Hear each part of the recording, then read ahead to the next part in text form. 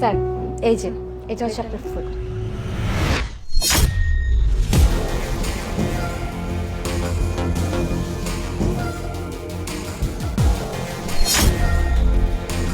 তো সাহস হয় কি করে আমাদের রেস্টুরেন্টে ঢোকার? এই তোকে কে পারমিশন দিয়েছে এখানে ঢোকার জন্য? আফরিন, তুমি থাকতে এই লোকটা আমাদের রেস্টুরেন্টে কিভাবে ঢুকলো? তুমি আমার পারমিশন ছাড়া ওকে কেন ঢুকতে দিয়েছো? ম্যাম এখানে পারমিশন নেওয়ার কি আছে? উনি কাস্টমার, উনি আমাদের রেস্টুরেন্টে এসেছে, সে খাবার খাবে, পেমেন্ট করে চলে যাবে। এখানে তো জিজ্ঞাসা করার কোনো কিছু নেই। শুনো, একদম আমার মুখে মুখে তর্ক করবে না। আমি এখানকার ম্যানেজার আর তুমি এখানকার ওয়েটার। আমি যেটা বলবো তুমি সেটাই শুনবে। তো আমার পারমিশন ছাড়া এখানে তুমি কাউকে ঢুকতে দিবে না। ম্যাম আমি জানি আমি এই জায়গার ওয়েটার, কিন্তু তাই বলে তো এমন না যে আমি কাস্টমারকে রেস্টুরেন্টে ঢুকতে দিব না। উনি হচ্ছে কাস্টমার, উনি রেস্টুরেন্টে এসেছে, আমরা ওকে নিয়ে এসেছি। উনি খাবার অর্ডার করেছে, আমি তাকে খাবার দিয়েছি, দ্যাটস ইট। এখানে তো এত বড় ইস্যু করার কিছু নেই। এই তুমি ওর চেহারাটা একবার দেখছো?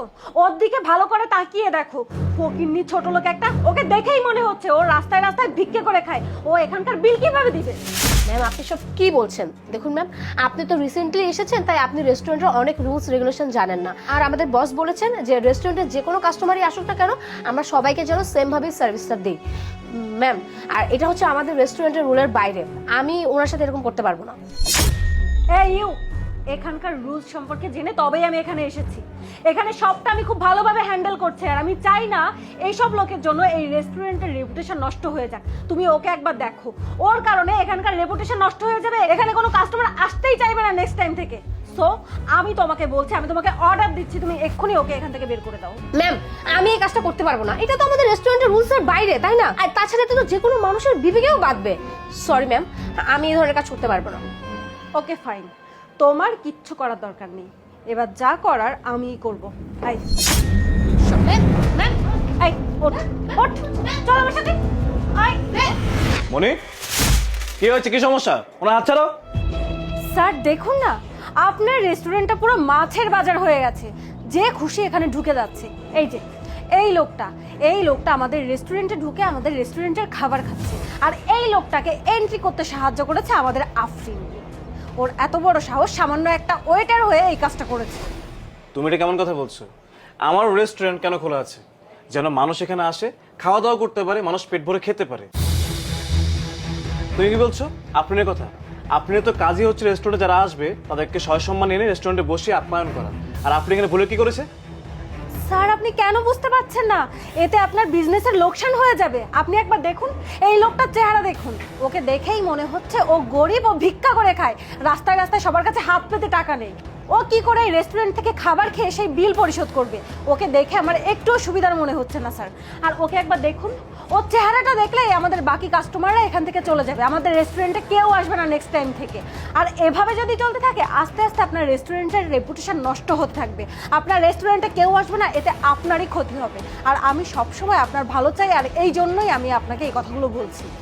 হ্যাঁ, সেটা বুঝতেই পারছি। তুমি আসলে আমার খুব ভালো চাও। তুমি আমার খুব ভালো চাও বলেই আমার রেস্টুরেন্টে কাস্টমারগুলো নষ্ট করছো। আচ্ছা, আমার রেস্টুরেন্টে কোনো জায়গায় লেখা আছে যে এই রেস্টুরেন্টে শুধুমাত্র বড়লোক মানুষ অ্যালাউ, গরিব মানুষ অ্যালাউ না? এই লোকটা খেতে এসছে, এই লোকটা আসার পর তোমাকে একবার কি বলেছে যে ম্যাম আমাকে মাগনা খাবার দিন? সে তো টাকা দিয়ে খেতে আসছে, তাই না? সে খাবার অর্ডার করেছে, তাকে সার্ভিস দিবে, যতটুকু সম্ভব তাকে তোমরা আপ্যায়ন করবে, সে তার খাবারটা খেয়ে নেবে, খাবারটা খেয়ে বিল দিয়ে চলে যাবে। যদি সে বিল না দেয় তখন তুমি বলতে পারো যে সে গরিব, সে ফকিন্নি, ওই তুমি যা বলছিলে আর কি। কিন্তু তুমি একটা মানুষের কোনো কিছু বলার সুযোগ না দিয়ে সে আসার পর থেকে তুমি তার সাথে বেয়াদবি করে যাচ্ছ, তার হাত ধরে টানাটানি করছো। তোমার কি এতটুকু বিবেক কাজ করছে না? একটা মানুষ খেতে বসছে, তুমি খাবারের থেকে সে মানুষকে টেনে তুলে ফেলছো। আর তুমি কি করছিলে? আপনিকে দোষারোপ করছিলে। তুমি আপনাকে জানা তাই বলছিলে। কি সমস্যা তোমার?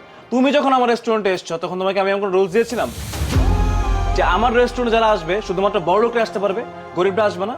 শোনো, নিজের মন মতো করে আমার রেস্টুরেন্ট চালাবে না। আমার রেস্টুরেন্ট আমার নিয়মে চলবে, আর আমার নিয়ম অনুযায়ী আমার রেস্টুরেন্টে সব ধরনের কাস্টমার অ্যাভেলেবল। এই রেস্টুরেন্টে সবাই আসে বলে কি জানো, আমি আজকে ব্যবসা করতে পারছি, আজকে ভালো একটা পজিশন ক্রিয়েট করতে পেরেছি। আর তোমাদের মতো কিছু মানুষ উপকারের বদলি অপকারটা তোমরা ভালো করতে পারো। আর অপকারের কথা তুমি চিন্তা করেছো বলেই তুমি এখানে সিন ক্রিয়েট করছিলে যেন ওনার দেখা দেখি বাকি 10টা কাস্টমার আমার রেস্টুরেন্ট থেকে চলে যায়। মনি, তোমাকে যখন আমি আমার রেস্টুরেন্টে ইন করেছিলাম তখন তোমাকে আমি ভালো মনে করেছিলাম।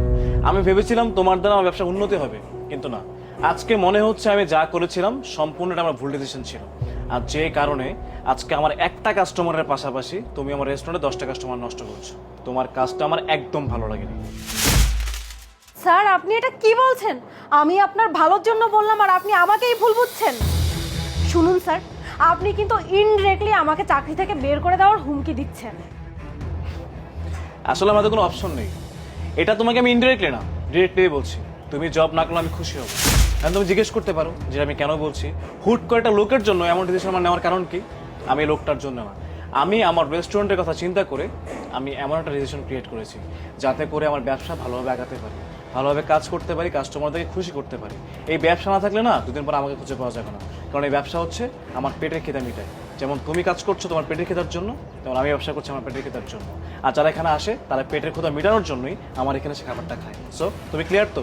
তুমি চলে গেলে আমি এখন খুশি হব। ওকে ফাইন, আমি না থাকলে যদি আপনার রেস্টুরেন্টের উন্নতি হয় তাহলে আমি চলেই যাচ্ছি। আর ফ্রেন্ড, তুমি যে কাজটা করেছো একদম ঠিক করেছো, আমি খুব খুশি হয়েছি। একটা কথা মনে রাখবে, কাস্টমার হচ্ছে খদ্দের লক্ষ্মী।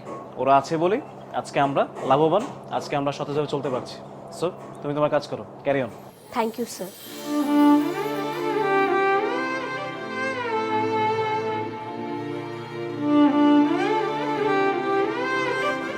স্যার এই যে এটা হচ্ছে আপনার খাবার। আপনার যদি কোনো কিছু প্রয়োজন হয় আপনি আমাকে ডাকবেন, আমি এখানেই আছি। আচ্ছা।